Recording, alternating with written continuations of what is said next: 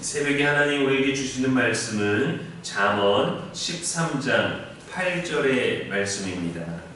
사람의 재물이 자기 생명의 속전일 수 있으나 가난한 자는 협박을 받을 일이 없느니라. 아멘. 이는 살아계신 우리 하나님의 말씀입니다.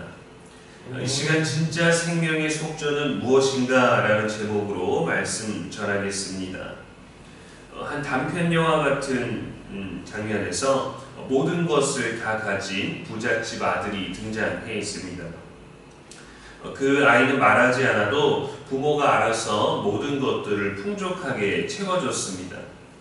부모가 뭔가를 사랑한다고 말하면서 받을 때마다 기쁘고 즐거웠죠. 그런데 이 아이는 같이 놀아줄 사람이 없습니다.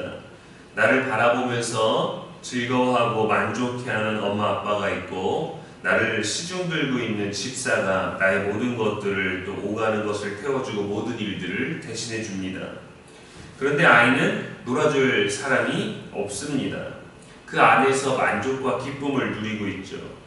고급 차를 타고 지나가면서 동네에서 놀고 있는 아이들을 봅니다. 그 아이들은 가난했습니다. 그런데 항상 재밌어하고 행복해 보입니다. 그것을 보고 아버지가 친구들을 집으로 초대했어요. 화려한 집에 비싼 장난감과 고급스러운 간식들이 있습니다. 친구들을 초대했는데 친구들은 의아해하기만 하고 이 부잣집 아들은 그저 반갑고 즐거웠습니다. 그런데 만족은 없었습니다. 왜냐하면 자신이 차를 타고 지나갈 때 친구들이 놀고 있었던 그 웃음이 없었기 때문이죠. 가진 것 자체로는, 그냥 이루기만 한 것만으로는 행복할 수가 없었습니다. 동네 아이들이 부잣집 아이를 데리고 밖으로 나가 비싼 옷을, 비싼 외투를 벗어 던지고 공을 차고 놀이를 하고 넘어지기도 하고 물도 맞고 그렇게 땀을 흘리며 뛰어놉니다. 아이는 집에 있는 것으로 누릴 수 없었던 그 행복을 단지 친구들과 함께, 또래 아이들과 함께 놀았던 것만으로도 경험을 했어요. 우리는 돈이 많은 사람을 부러워합니다. 우리에게 돈이 많으면 부러워할 것이 없을 거라고 생각하게 되죠. 반대로 돈이 없으면 불편합니다. 때로는 위험하기도 하죠. 아픈데 병원을 가지 못할 때가 있습니다. 자주 아프고 많이 아프면 병원비부터 걱정을 하게 됩니다. 하지만 질문해 봅니다. 돈이 우리를 과연 구원할 수 있을까? 돈으로 병을 치료할 수는 있죠. 좋은 의료 기술과 혜택을 누릴 수 있는 것만은 확실합니다. 그러나 생명을 대신해 줄 수는 없죠. 돈으로 집을 살 수 있어도 부잣집 아이처럼 즐거움과 만족을 살 수는 없습니다. 같이 놀아줄 수 있는 친구를 살 수도 없습니다. 돈으로 만족하려면 돈이 전부다라는 이 생각과 철학을 가져야 합니다. 오늘 말씀은 이렇게 말합니다. 재물이 자기 생명의 속전일 수 있으나 가난한 자는 협박을 받을 일이 없느니라. 돈이 때로는 사람을 위기에서 건질 수 있겠지만 진정한 가치는 돈의 유무에 있는 것이 아니다라는 뜻입니다. 속전은 죄를 면하기 위해서 바치는 돈을 의미합니다. 이는 단순한 돈이 아니라 생명을 대신하는 값이에요.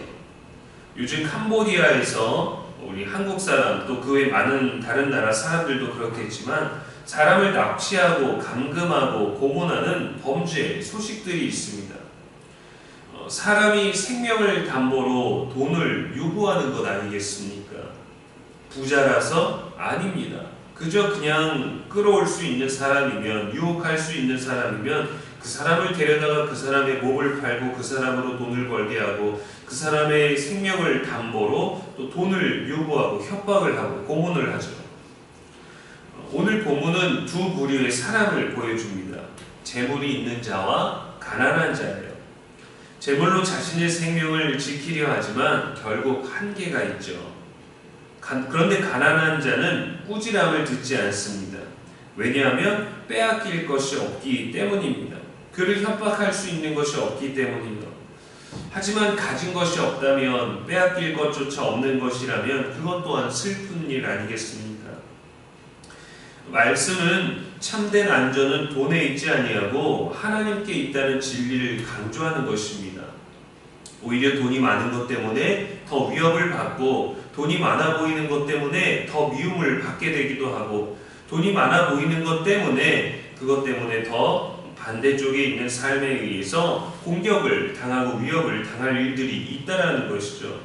그래서 오히려 많은 돈은 자기의 생명을 대가로 바치는 속전이 될 수도 있다는 말입니다. 인류는 돈의 위력 속에서 살아갑니다. 예수님도 하나님과 재물을 겸하여 섬길 수 없다라고 경고하셨죠. 돈이면 다 된다라는 세상 속에서 우리가 지켜야 할 믿음의 기준은 무엇일까요? 돈이 없어 염려가 될지라도 우리는 결코 두려워할 필요가 없습니다. 돈이 있다고 안심하지도 마십시오. 우리의 생명은 속전이 아니라 하나님의 은혜로 보호받는 것이기 때문입니다. 우리가 돈에 소망을 두면은 그 돈 때문에 우리가 꺾이기도 하고 무너지기도 하고 더 갈급해지기도 하고 더 아쉬워지기도 하고 교만해지기도 합니다. 돈이 없는 것은 우리의 생각과 마음을 궁핍하게 합니다. 불편하게 합니다. 괴롭게 합니다. 남에게 짐이 되는 것처럼 느끼게 하기도 합니다. 그래서 말씀은 우리들에게 더 소망을 어디에 두느냐라는 것에 대해서 말해주는 것이죠. 시편 42편 11절에 내 영혼아 내가 어찌하여 낙심하며 어찌하여 내 속에서 불안해하는가, 너는 하나님께 소망을 두라 했습니다. 시편 62편 5절에 나의 영혼아 잠잠히 하나님만 바라라, 무릇 나의 소망이 그로부터 나오는도다 했어요. 가룟 유다는 은 30에 예수님을 팔았습니다. 그가 얻은 돈은 생명의 속전이 아니라 파멸의 대가가 되었습니다. 사르밧 과부는 가난했지만 믿음으로 마지막 밀가루와 기름을 선지자 엘리야에게 베풀고 섬겼어요. 하나님은 그 믿음을 통해 생명을 보호하시고 복을 부어주셨습니다. 마르지 않게 하셨어요. 기름병이나 밀가루빵이 많아지게 하는 것이 아니라 단지 그곳에 있는 그 병의 기름이 마르지 않게 해주신 거죠. 돈이 우리를 편하게는 합니다. 그러나 우리를 살게 하는 것은 아닙니다. 그래서 돈에 대해 더 가치를 두게 되죠. 다른 그 무엇으로 채울 수 없기 때문에 돈으로 채우는 것입니다. 돈에 대한 의지와 갈급함보다 하나님의 말씀에 뿌리 내린 삶을 살아야 됩니다. 아멘. 돈이 먼저가 아니라 하나님의 말씀이 먼저가 되어야 되는 거예요. 아멘. 위협과 문제 앞에서 돈으로 해결하지 말고 기도로 응답을 구해야 합니다. 하나님이 먼저, 믿음이 먼저라는 그 생각을 가져야 돼요. 아멘. 물론 그러한 삶 중에도 돈은 필요합니다. 믿음으로 병원을 대신 갈 수는 없어요. 믿음으로 세금을 대신 낼 수도 없습니다. 돈을 소유했을 때에는 베푸는 자리로 나아가야 합니다. 그것이 많고 적음에 있는 게 아니에요. 가난함 속에서도 믿음을 잃지 않고 정직과 경건을 지킬 수 있어야 합니다. 진짜 생명의 속전은 예수 그리스도이십니다. 우리는 십자가의 피값으로 구원받은 자이기 때문이죠. 돈으로 생명을 얻은 것이 아니라 생명으로 생명을 얻었어요. 구약에서는 다른 희생제사를 통해서 했습니다. 물론 가난한 자들은 양이나 소로 대신할 수 없기 때문에 곡물과 비둘기, 자신들의 형편에 맞게 자신의 생명을 예배로, 속전으로 드리게 했습니다. 그러나 그것은 그림자와 형식에 불과했고 예수 그리스도께서 십자가에 달리심으로 우리가 참 생명을 얻었던 거예요. 매일마다 상번제로 아침과 저녁으로 드렸던 그 제사의 형식에서 벗어나 십자가에 달리신 예수 그리스도를 통하여서 우리가 계속해서 대신해서 우리의 죄를, 우리의 생명을, 우리의 하루를 값으로 지불해야 했던 그 모든 형식을 단번에 영원히 전부 다 예수님께서 생명으로 대신해 주신 것입니다. 아멘. 이것이 은혜이고 그것을 믿는 것이 생명이에요. 아멘.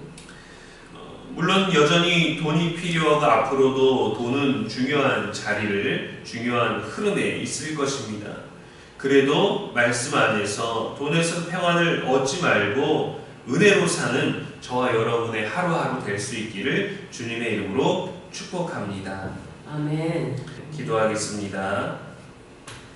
하나님 아버지, 우리가 가진 것을 생명의 보증으로 삼지 않게 하여 주옵소서. 돈보다 더 크신 주님의 은혜를 믿게 하시고 가난 중에도 흔들리지 않는 믿음을 주시고 여유롭지 못해도 베풀 줄 아는 마음을 허락하여 주시옵소서. 아멘. 우리의 생명이 주님 손에 있음을 고백하며 참된 샬롬을 누리게 하여 주옵소서. 아멘. 오늘도 우리의 영원한 소망이 되시는 예수님의 이름으로 기도합니다. 아멘. 아멘.